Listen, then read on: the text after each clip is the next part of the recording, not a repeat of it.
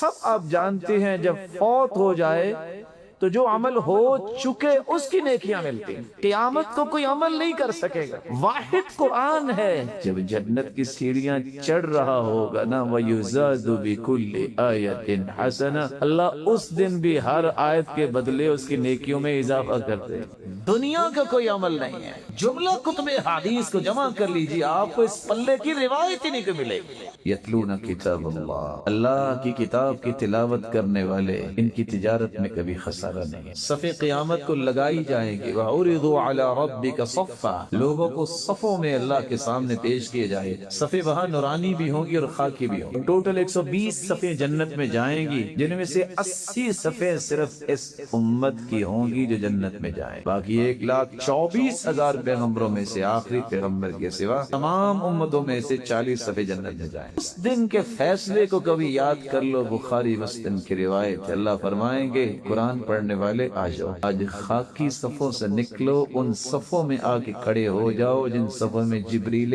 امین کھڑے ہیں۔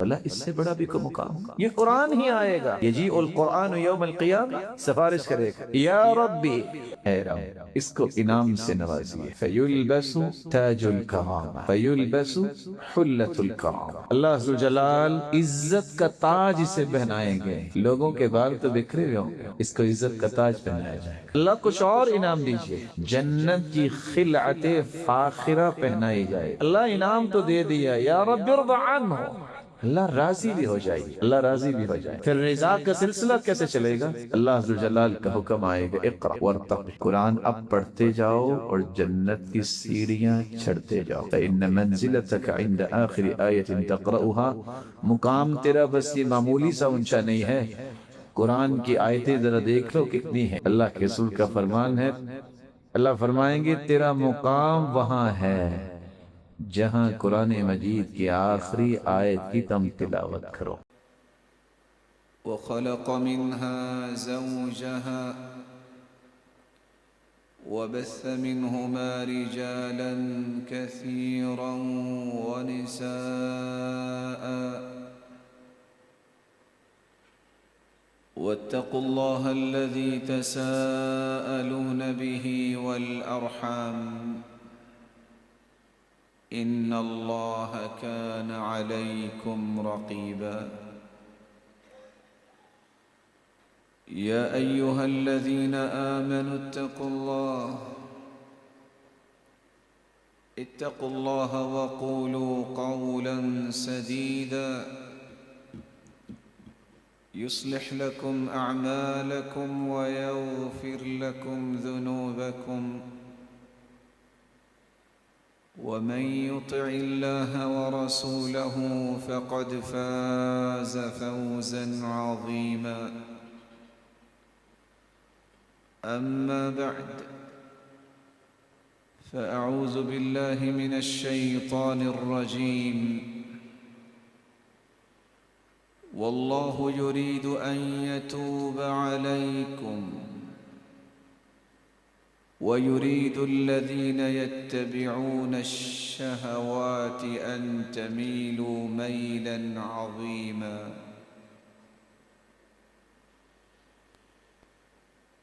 سامعین مکرم، اللہ ذوالجلال کا بے پناہ احسان ہے جس نے ہمیں ایمان اور اسلام کی دولت سے نوازا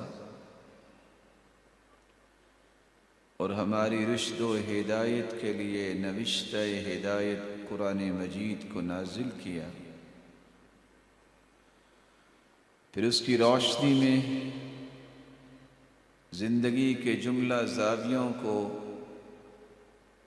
روشنی دینے کے لیے ہادی و مرشد اس ہستی کو بنا کے بھیجا جو پوری کائنات سے اعلیٰ اور عرفہ ہستی ہے، محمد الرسول اللہ صلی اللہ علیہ وآلہ وسلم۔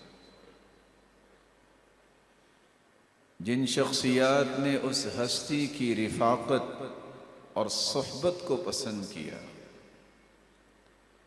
رب تعالیٰ نے انہیں پسندیدہ قرار دیا اور قیامت تک آنے والی انسانیت کے لیے انہیں نمونہ بنا دیا، بلکہ ان کے ایمان کو کائنات کے ہر مومن کے ایمان کے لیے میزان اور مقیاس اور پیمانہ بنا دیا۔ جن اصول و ضوابط کی روشنی میں رسول اللہ صلی اللہ علیہ وآلہ وسلم نے صحابہ کرام کی تربیت کی، پیوریفیکیشن کی، ان اصولوں میں سے ایک اصول یہ تھا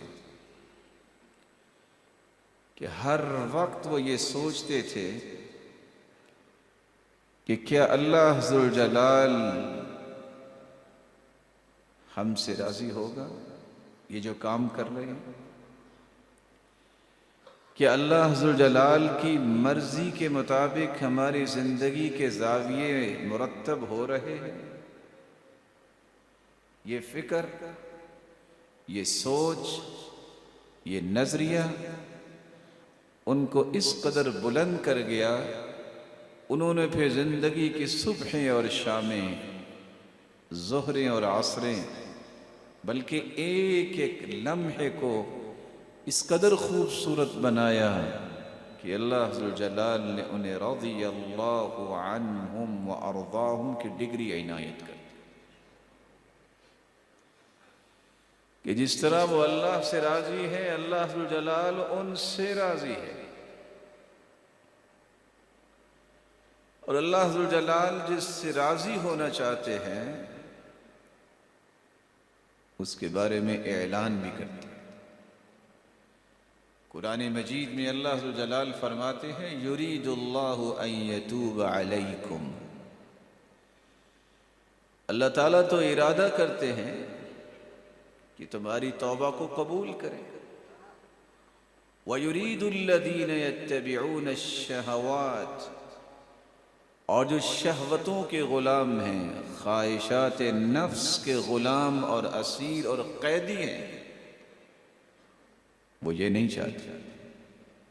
وہ تو چاہتے ہیں کہ تم اللہ سے انحراف کرو، اللہ سے دور ہو جاؤ، شریعت سے دور ہو جاؤ، چھوڑو یہ باتیں مسجد کی ہیں، یہ باتیں علماء کی ہیں، یہ پرانی باتیں ہوگی، زندگی گزارنے دو، انجوائے کرنے دو۔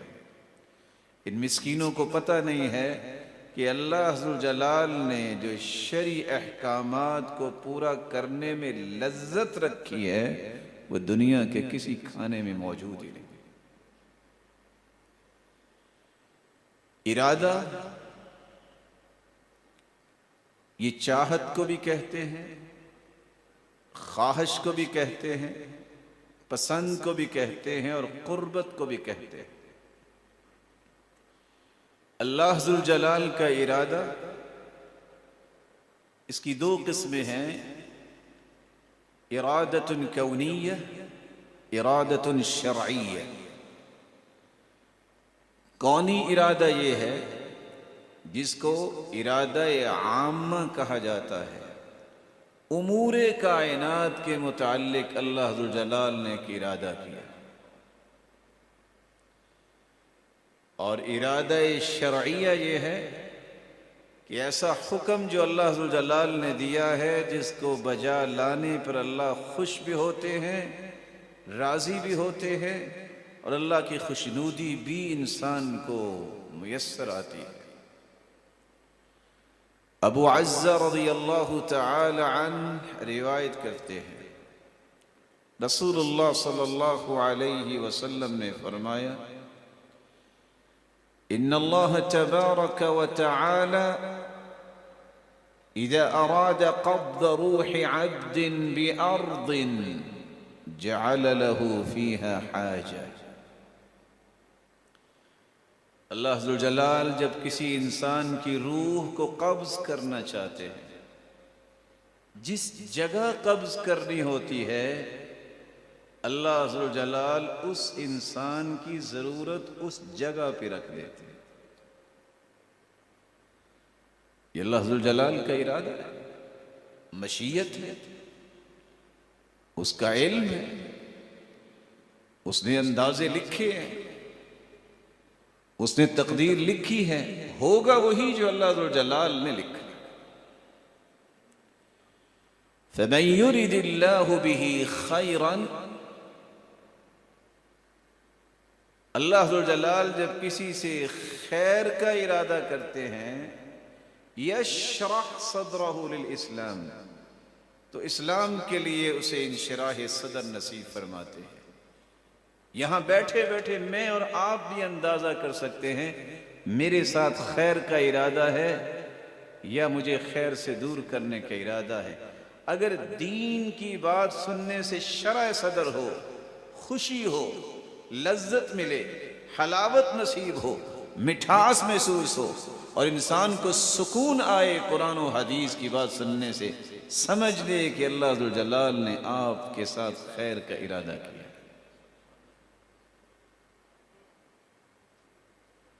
اور جس کے ساتھ خیر کا ارادہ نہیں، یجعل صدرہ ضیقا حرجا کأنما یصعد فی السماء،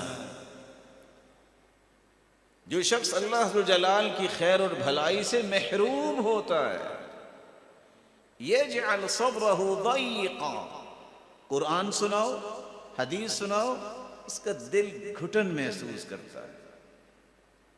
حرجن، کہتا ہے بس یار مزید ضرورت نہیں۔ مجلس میں بیٹھا ہوگا منہ پھیر لے گا، مجلس میں بیٹھا ہوگا موبائل پہ کھیلتا آپ کو نظر آئے گا، بات پہ توجہ نہیں دے گا، بلکہ بسا اوقات مجلس سے اٹھ جائے گا کأنما یصعد فی السماء۔ ایک زمین کا اللہ جلال نے ایک لیول رکھا ہے کہ انسان چل پھر رہے، اسی انسان کو اچھال کے پھینکو، انسان کا دم گھٹے گا اور سانس اوپر کا اوپر اور نیچے کا نیچے رہ جائے گا۔ اس قدر تنگی میں آ جاتا ہے وہ شخص، جیسے اس کا سانس جو ہے وہ پراپر نہیں آ رہا۔ یہ وہ بدبخت ہے، بد نصیب ہے جس کے ساتھ اللہ نے خیر کا ارادہ نہیں کیا۔ یہی وجہ ہے کہ کافر قرآن کی بات نہیں سنے، اور وہی لوگ جن کے دل میں نفاق ہے، کفر ہے، عناد ہے، تعصب اور عصبیت ہے، وہ حدیث کی بات نہیں سنیں گے، قرآن کی بات پہ توجہ نہیں دیں گے۔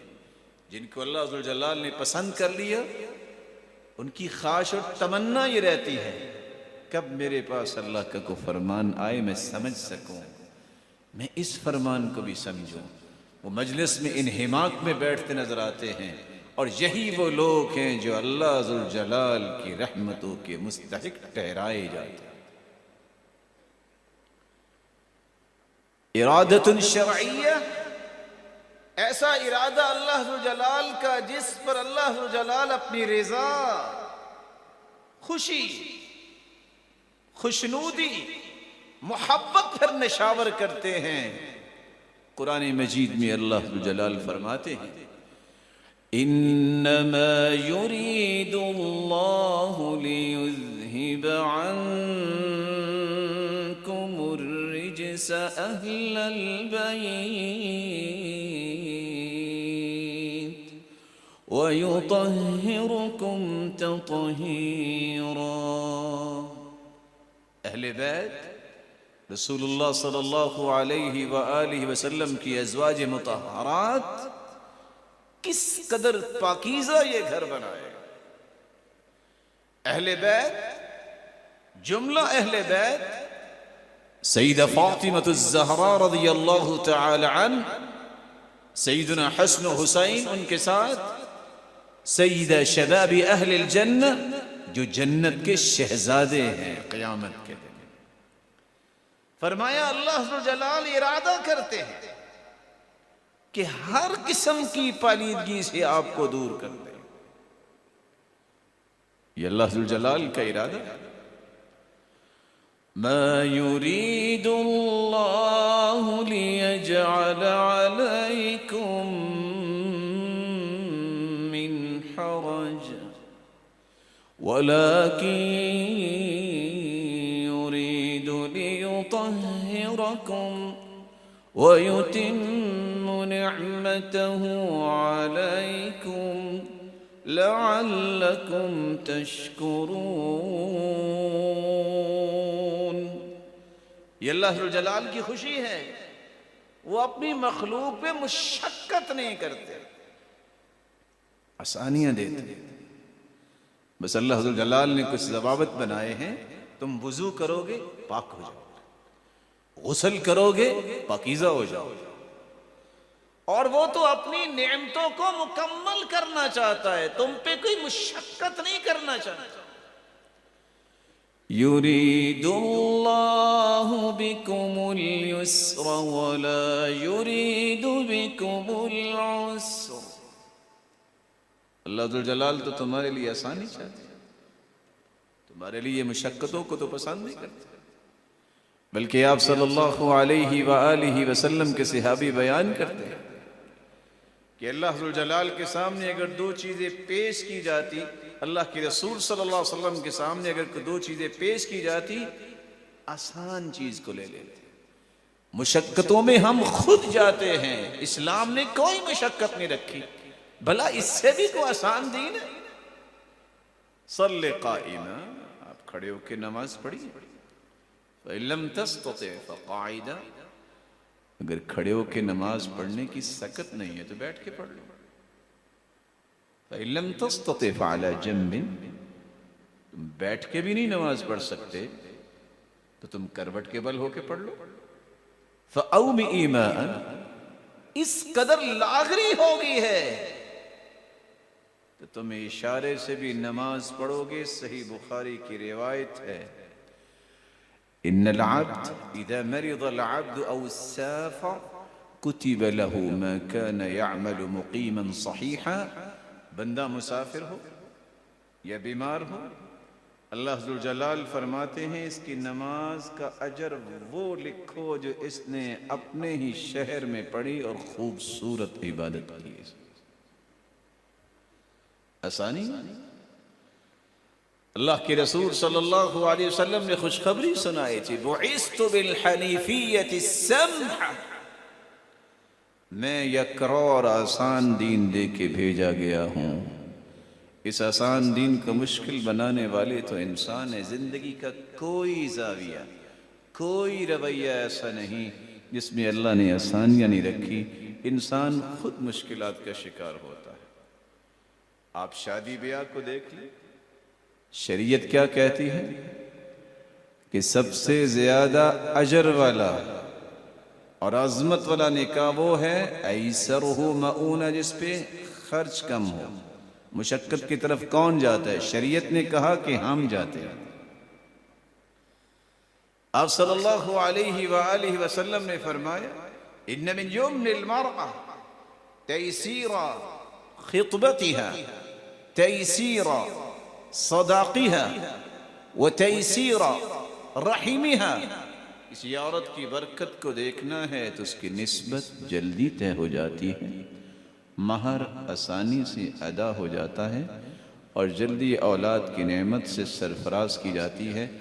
اب یہ شادی بیاہ پہ جو جھگڑے ہوتے ہیں، اتنا مہر لکھو، یہ تو آپ نے پھر قیمت ادا نہ کی. تم نے سمجھا کہ ہمارے خاندان کو یہ مشقت اسلام نے دی ہے کہ ہم نے خود بنائی ہے. شریعت نے آسانیوں کی لائن لگا دی ہے.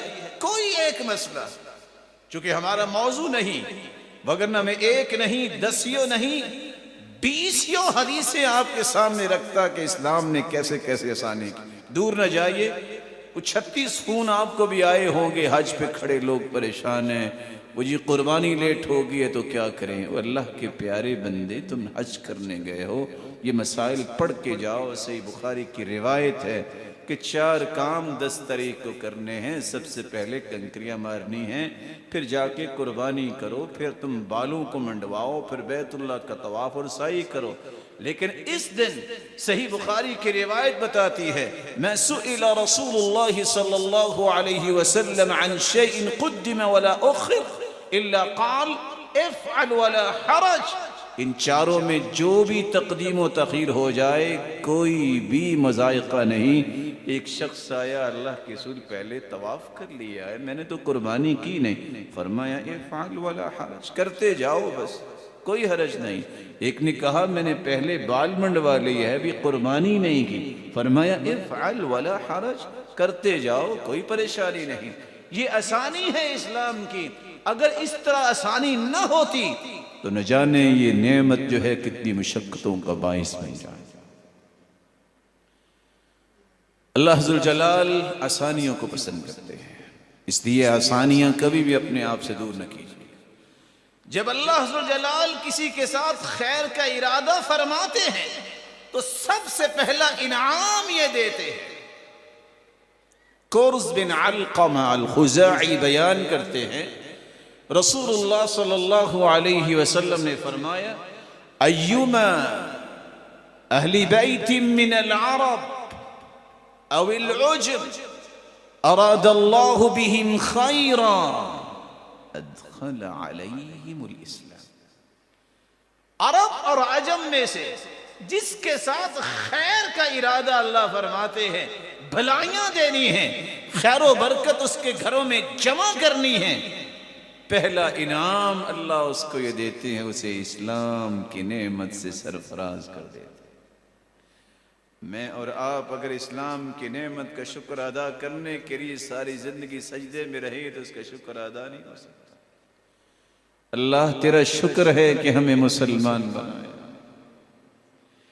رسول اکرم صلی اللہ علیہ وسلم سے سوال کرنے والے نے سوال کیا، اسلام آخر کہاں تک جائے گا، اس کی انتہا کیا ہے؟ فرمایا ثم تکون فتن کأنها الظلل، اسلام تو ما بلغ اللیل والنہار، جہاں تک دن اور رات کی تمیز موجود ہے وہاں تک اسلام پہنچے گا۔ پھر فتنے آئیں گے جیسے گھٹا ٹوپ اندھیرے چھا جاتے ہیں بادلوں کی وجہ سے، اور پھر ایک ایسا وقت بھی آئے گا لَتَعُودُنَّ أَسَاوِدَ صُبَّ يَضْرِبُ بَعْضُكُمْ رِقَابَ بَعْضٍ، پھر تم کالے سانپوں کی طرح ایک دوسروں کو چمٹ جاؤ گے اور گردنیں توڑنے لگو گے، ایسے فتنوں کا شکار ہو۔ لیکن نعمت کیا ہوگی؟ اللہ نے جس کو پسند کیا ہوگا، جس سے راضی ہونا ہوگا، جس سے خوش ہونا ہوگا، جسے اپنی محبت سے سرفراز کرنا ہوگا، اسے اسلام کی نعمت سے نواز دے گا۔ اللہ ذوالجلال جب کسی کو اپنی محبت دینا چاہتے ہیں، جب کسی سے راضی ہونا چاہتے ہیں تو دوسری نعمت یہ دیتے ہیں۔ سیدنا معاویہ رضی اللہ تعالی عنہ سے مروی ہے، من یرد اللہ به خیرا یفقہہ فی الدین، اللہ ذوالجلال جس سے راضی ہو جائے، جسے اپنی محبت عطا کرنا چاہے، جس کے لیے رحمتوں کا بندوبست کرنا چاہے، اسے دین کی گہری سمجھ اور فہم عطا کر دے۔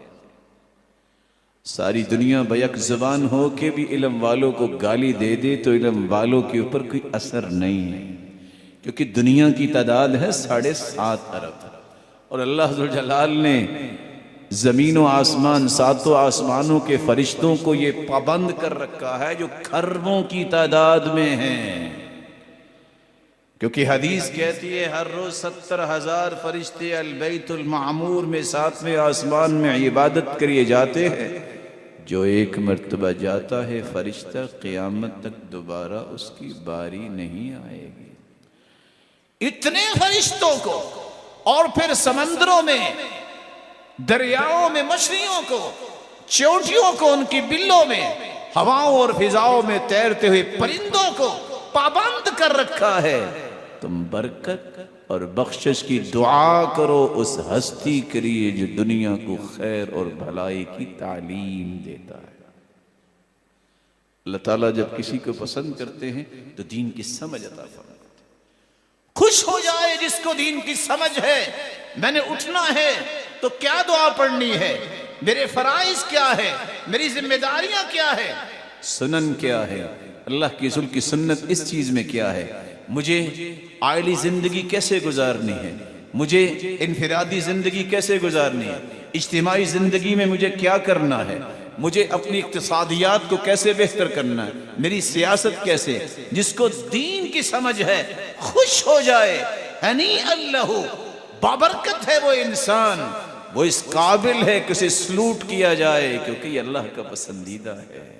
اس پہ اللہ عزوجلال کی رحمتوں کی برکھا برسے گی، یہ اللہ عزوجلال کی محبت جو ہے اسے نصیب ہوگی، کیونکہ اللہ نے اسے دین کی سمجھ عطا فرمائی۔ ایک تیسرا انعام انسان کو ملتا ہے جب رب تعالیٰ کا ارادہ ہوتا ہے، جس کے ذریعے اللہ عزوجلال اپنی محبت دینا چاہتے ہیں۔ سفیان الثوری بیان کرتے ہیں، اذا اراد اللہ بعبدہ خیرا، اللہ عزوجلال جب اپنے بندے سے خیر اور بھلائی کا ارادہ کرتے ہیں، افرغ علیہ السداد وکنفہ بالعصمہ، اللہ تعالیٰ اسے ایسی توفیق سے نوازتے ہیں، ایسی توفیق سے نوازتے ہیں، اس طرح اس پہ رحمت کی چادر ڈالتے ہیں کہ وہ برائیوں سے محفوظ ہو جاتا ہے، اس کی ہر کام میں سہولت ہو جاتی ہے، اس کے ہر معاملے کو اللہ آسان کر دیتے ہیں۔ یہ پسند ہوتی ہے اللہ ذوالجلال کی کہ اللہ ذوالجلال کا ارادہ ہوا اور اللہ ذوالجلال نے اپنے بندے کو یہ عطائیں کر دی، جس کے نتیجے میں وہ سوچتا ہے کہ میرے اندر تو یہ صلاحیت نہیں تھی، یہ ساری چیزیں کیسے ہو گئیں؟ یہ اس کی قوت و طاقت سے ہوئی، اس کے فضل سے ہوئی، اس کی عنایت سے ہوئی، اس کی رحمت سے ہوئی، کیونکہ اس نے اپنے اس بندے کے ساتھ محبت کی اور ارادہ کیا اور اسے یہ عطا کر دیا۔ اس کا چوتھا مظہر بھی سامنے آتا ہے، ابو صفوان ابن عوانہ بیان کرتے ہیں، اذا اراد اللہ بالشاب خیرا، نوجوان دنیا کی بہت بڑی طاقت ہوتی ہے، نوجوان اصل کسی قوم کا سرمایہ ہوتے ہیں، نوجوان یوتھ یہ قوموں کی امنگوں کے ترجمان ہوتے ہیں، نوجوان یہی کسی قوم کا وہ نخبہ اور چنیدہ لوگ ہوتے ہیں کل کو جن کے ہاتھ میں زمام کار آنی ہے۔ یہ جوان ناکام ہو جائیں قومیں ناکام ہو جاتی ہیں، اس لیے اصول کیا ہے، اذا اراد اللہ بالشاب خیرا وفق له رجلا صالحا، اللہ جب کسی نوجوان کے ساتھ خیر اور بھلائی کا ارادہ کرتے ہیں تو اسے ساتھی میسر وہ کرتے ہیں جو صالح انسان ہو۔ جس نوجوان کا دوست کوئی عالم ہے، جس نوجوان کا دوست کوئی نمازی ہے، جس کی دوستیوں کا معیار خیر خواہی ہے، خوش ہو جائے، یہ شخص نصیب ہے۔ جس نوجوان کا ساتھی شرابی ہے، جس نوجوان کا ساتھی تاش کھیلنے والا جوئے باز ہے، برائیوں میں اٹا ہوا ہے، سمجھ لے یہ اللہ کی رحمت سے دھتکایا ہوا ہے، یہ اللہ کی رحمت کا مستحق نہیں بنے گا۔ فوراً اپنی دوستیوں کے زاویے درست کر لینے چاہیے یہ بات سن کے، اذا اراد اللہ بالشاب خیرا وفق له رجلا صالحا، اللہ جب کسی نوجوان کو پسند کرتے ہیں تو اس کے رائٹ لیفٹ وہی لوگ نظر آتے ہیں جو صالح اور نیک قسم کے لوگ ہوتے ہیں۔ اور اس لیے سلف کہا کرتے تھے، کسی شخص کو دنیا میں سب سے بڑی نعمت والا سمجھنا ہے تو دیکھ لیا کرو جس بندے کا تعلق عالم ربانی کے ساتھ ہے، کہہ دینا کہ اس سے بڑا نعمت والا دنیا میں کوئی نہیں۔ ایک پانچواں مظہر بھی آتا ہے، امام ابن القیم رحمت اللہ علیہ نقل کرتے، اذا اراد اللہ بعبدہ خیرا، اللہ ذوالجلال جب کسی کے ساتھ خیر کا ارادہ فرماتے ہیں تو کیا کرتے ہیں؟ وقت تو ہر انسان کو ملتا ہے، لیکن اعانہ بالوقت وجعل وقتہ مساعدا لہ، اس کے وقت کو قیمتی بنا دیتے ہیں، وہ وقت کو ضائع نہیں کرتا، جو وقت کو ضائع نہیں کرتا قیمتی بناتا ہے، رب کے ذکر سے، خیر خواہی سے، کسی کی مدد سے، نماز روزے سے اور بھلائی کے کاموں سے، ایسے انسان کو سمجھ لینا چاہیے کہ اللہ ذوالجلال نے میرے ساتھ خیر کا ارادہ کیا۔ اور سب سے بڑا عذاب یہ ہے اضاعت الوقت، وقت کو ضائع کرنا، یہ اللہ ذوالجلال کی آزمائشوں اور عذابوں میں سے ایک عذاب۔ کیسے عمر بن عبدالعزیز تھے، ان سے کسی نے کہا آؤ تھوڑی دیر گپ کر لیں، کہا تم سورج کو پکڑ کے کھڑے ہو جاؤ، اگر روک لیا تو میں بات کر لوں گا آپ سے۔ رسول اکرم صلی اللہ علیہ وسلم نے فرمایا تھا جنت میں کوئی حسرت نہیں ہوگی، لیکن ایک حسرت ہوگی، جنتی بھی کریں گے کاش یہ وقت میں نے ضائع نہ کیا ہوتا، اللہ کے ذکر میں گزارا ہوتا، پیغمبر پر درود بھیجنے میں گزارا ہوتا۔ ایک چھٹا انعام اللہ ذوالجلال عطا کرتے ہیں، اللہ کا ارادہ جب ہوتا ہے تو پھر اللہ ذوالجلال ایک انسان کو رخ کیا دیتے ہیں، اور یہ بڑی مہم ہے آج کی زندگی میں یہ بات۔ اذا اراد اللہ بعبدہ الخیر فتح له باب العمل واغلق عنہ باب الجدل۔ اللہ ذوالجلال جب کسی کے ساتھ خیر اور بھلائی کا ارادہ کرتے ہیں تو عمل کے دروازے اس کے سامنے کھول دیتے ہیں، لڑائی جھگڑے کے دروازے بند کر دیتے ہیں۔ وہ کبھی آپ کو الجھتا نظر نہیں آئے گا، کبھی کج بحثی کرتا نظر نہیں آئے گا، کبھی وہ تو تکرار میں نظر نہیں آئے گا، کبھی وہ ذکر کر رہا ہے، نماز پڑھ رہا ہے، بچوں کی تربیت کر رہا ہے، پڑھ رہا ہے، پڑھا رہا ہے، دینی اور سچی تجارت کر رہا ہے، خیر خواہی کے کاموں میں رائے دے رہا ہے، مشورہ دے رہا ہے، جو بھی خیر کا کام ہے وہاں تمہیں وہ نظر آئے گا، اور دروازے بند کر دیتے ہیں اللہ ذوالجلال لڑائی کے، نہ کبھی اس کی لڑائی سنیں گے، نہ طور تکرار، وہ ان چیزوں کو پسند ہی نہیں کرتا۔ اور یہی مومن ہے، مومن فسادی نہیں ہوتا، فساد میں پڑنے والا اصل میں اللہ ذوالجلال سے محروم ہوتا ہے۔ وَإِذَا أَرَادَ اللَّهُ بِعَبْدِهِ الشَّرَّ، معروف کرخی بیان کرتے ہیں، لیکن اللہ ذوالجلال اگر ارادہ فرمائے کسی انسان کو شر کا، فتح علیہ باب الجدل واغلق علیہ باب العمل، اللہ عمل کے دروازے سارے بند کر دیتے ہیں، اس کے سامنے لڑائیوں کے دروازے کھول دیتے ہیں۔ پڑوسیوں کے ساتھ بھی جھگڑ رہا ہے، بھائیوں کے ساتھ بھی جھگڑ رہا ہے، بہنوں کے ساتھ بھی جھگڑ رہا ہے، دوستوں کے ساتھ بھی جھگڑ رہا ہے، پارٹنرز کے ساتھ بھی جھگڑ رہا ہے، اس کا کام ہی یہ ہے۔ نماز وقت ہی نہیں ہے، کوئی ذکر و اذکار ضرورت ہی نہیں سمجھتے۔ یہ رب کی طرف سے دھتکارا ہوا ہے، پھٹکار پڑی ہے، کیونکہ اللہ ذوالجلال نے اس کے ساتھ خیر کا ارادہ نہیں کیا۔ ایک ساتواں انعام بھی انسان کو نصیب ہوتا ہے جب اللہ ذوالجلال کا ارادہ ہوتا ہے بندے کے ساتھ خیر پہنچانے کا۔ اذا اراد اللہ بعبدہ الخیر جعل له واعظا فی قلبہ، جس کو اللہ نے پسند کر لیا ہو اللہ پھر ارادہ کرتے ہیں اس کے دل کو زندہ رکھتے ہیں، نفس لوامہ اس کا زندہ ہوتا ہے۔ کیسا نفس؟ اس کو کسی خطیب کی، کسی معلم مربی مزکی کی ضرورت اگرچہ رہتی ہے، لیکن اللہ ذوالجلال اس کے نفس کو معلم بنا دیتے ہیں۔ یأمرہ وینہا، دل ہی کہتا ہے کیا کر رہے ہو، نماز لیٹ ہو رہی، کیا کر رہے ہو، فارغ بیٹھو ذکر کر لو، کیا کر رہے ہو، بڑا ہے اٹھو احترام سے پیش آؤ، کیا کر رہے ہو، یہ نیکی کرو، وقت ہے یہ ضائع ہو جائے گا۔ برائی سے منع دل کرتا ہے، نہ بری بات نہیں کرنی، جھوٹ نہیں بولنا، خیانت نہیں کرنی، دھوکہ نہیں دینا، کسی کے حقوق سلب نہیں کرنے، نہ کسی کے ساتھ زیادتی نہیں کرنی۔ یہ واعظ، یہ واعظ و نصیحت کرنے والا نفس لوامہ مضبوط کر دیتے ہیں۔ بلکہ میمون بن سیاح بیان کرتے ہیں اذا اراد اللہ بعبدہ الخیر، اللہ ذوالجلال جب کسی کے ساتھ خیر کا ارادہ کرتے ہیں تو پھر اسے اس بات کی توفیق دیتے ہیں، وفقہ لذکری، کہ وہ رب کے ذکر کو کرنے میں سعادت اور خوش نصیبی اور سرور محسوس کرتا ہے، چلتا پھرتا بھی بیٹھا بھی سبحان اللہ، الحمدللہ، اللہ اکبر، لا الہ الا اللہ، لا حول ولا قوة إلا بالله حسبي الله ونعم الوكيل لا الہ الا اللہ وحدہ لا شریک لہ. بعض لوگوں کو یہ ہوتا ہے اگر ہم ذکر کریں گے تو لوگ کہیں گے ریاکار ہیں. اس کا حل بھی میں بتا دیتا ہوں.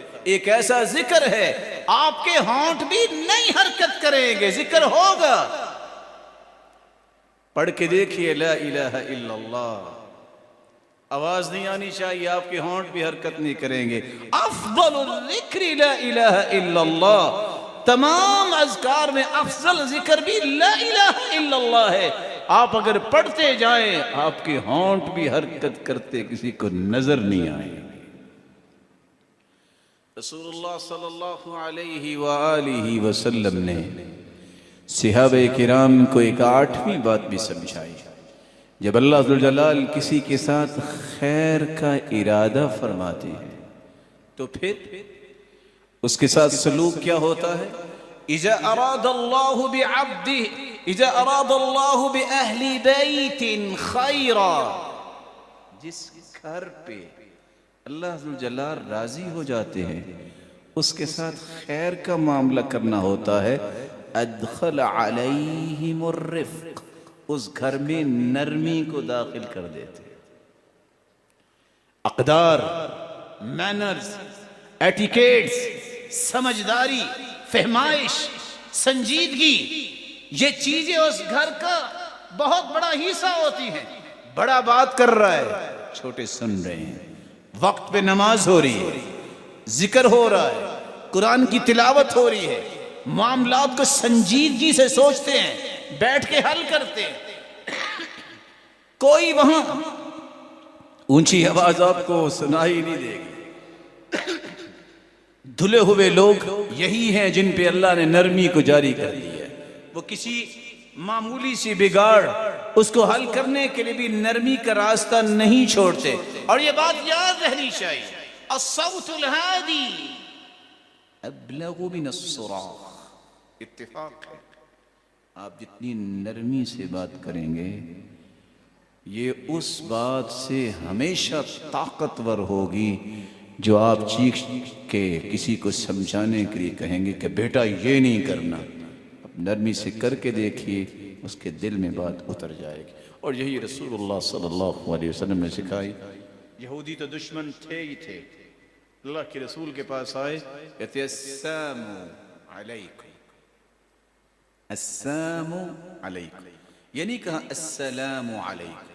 السلام علیکم کا مطلب ہے تم پر موت ہو. تو اللہ کے رسول صلی اللہ علیہ وسلم نے پہچان لیا, فرمایا وعلیکم, تم پر موت ہو. سیدہ عائشہ رضی اللہ تعالیٰ عنہ جن کو غیرت آئی کہ اللہ کے رسول کو بد دعا دی انہوں نے, وہ کہنے لگی علیکم السلام واللعنہ وغضب علیکم, تم پر موت ہو, تم پر لعنت ہو, تم پہ اللہ کا غضب. اللہ کے رسول فرمایا مہلن یا عائشہ, عائشہ رکو نا. سیدہ عائشہ فرماتی اولم تسمع ما قالوا, اللہ کے پیارے پیغمبر آپ نے سنا نہیں ہے کتنی بڑی بد دعا دی آپ. قال اولم تسمعی ما قلت, عائشہ تو نے نہیں سنا کہ میں نے کیا کہا.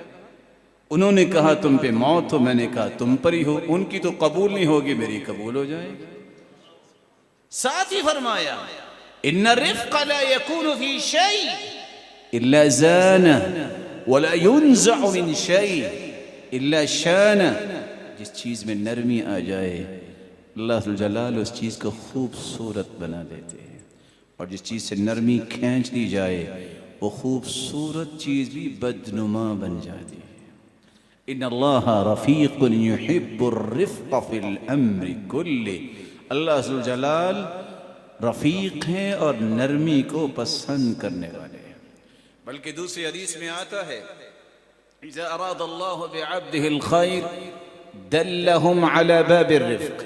کچھ لوگوں کو اللہ نے فطرتاً نرم مزاج بنایا ہوتا ہے, کچھ لوگوں کو پڑھ لکھ کے نرم بننا پڑتا ہے. ساتھ اس لیے فرمایا اللہ انہیں نرمی کا علم عطا کر دیتے ہیں. رسول اللہ صلی اللہ علیہ وآلہ وسلم نے ایک 10ویں بات بھی صحابہ کو سمجھائی جو آج پوری دنیا کا راز ہے.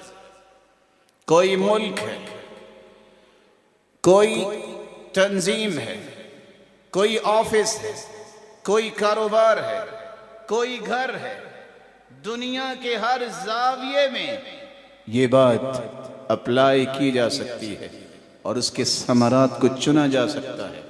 اذا اراد اللہ بالامیر خیرا ان لکل زمان امیرا ان لکل زمان ملکا، ہر دور میں حکمران آتے ہیں، یبعثہ اللہ علی قلوب اہلہ، لیکن بادشاہ ویسی ہوتی ہے جیسی قومیں ہوتی ہیں۔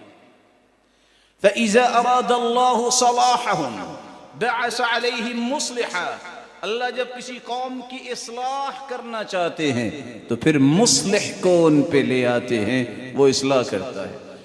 عبد الملک بن مروان کا ایک بیٹا تو وہ تھا، بلڈنگیں بنانے کا شوق تھا۔ ہر روز لوگ اٹھتے کہتے فلاں بلڈنگ کون بنا رہا ہے؟ کیوں؟ بڑے کی فکر یہ تھی قوم میں سرایت کرے۔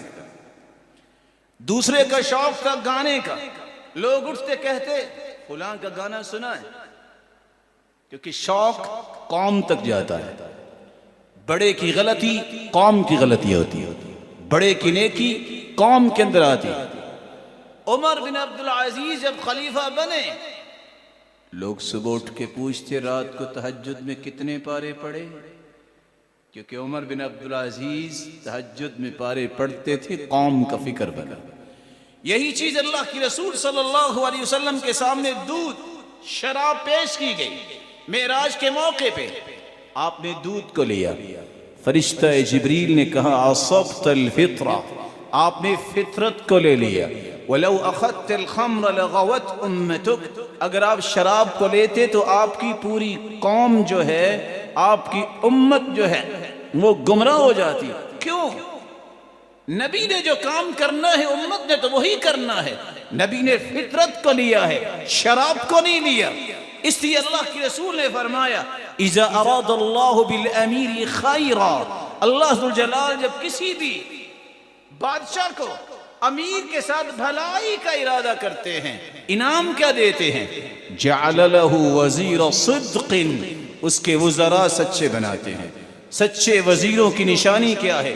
5 نشانیاں ہیں۔ ان نسی ذکرہ، اچھا وزیر وہ ہے جب حکمران بھول جائے تو وہ ادب کے دائرے میں رہتے ہوئے یاد کرواتے ہیں، ایسا نہیں ہے، قانون یہ نہیں ہے۔ وَإِن ذَكَّرَهُ أَعَانَهُ، یاد کرواتے ہیں، تانا نہیں دیتے، عار نہیں دلاتے، فوراً اس کی مدد کے لیے تیار ہوتے ہیں۔ یاد بھی کروایا اور کہا ہمیں حکم دیجیے، ہم اس کی اصلاح کے لیے ہر وقت تیار ہیں۔ تیسری نشانی اچھے وزیر کی تأمرہ بالمعروف، ہمیشہ نیکی کی راہیں پیش کرتے ہیں۔ یہ پروجیکٹ ہے، یہ نیکی کا کام ہے، یہ عوام کے لیے اچھا ہے، یہ رعایا کے لیے اچھا ہے، یہ ضروری ہے ہمارے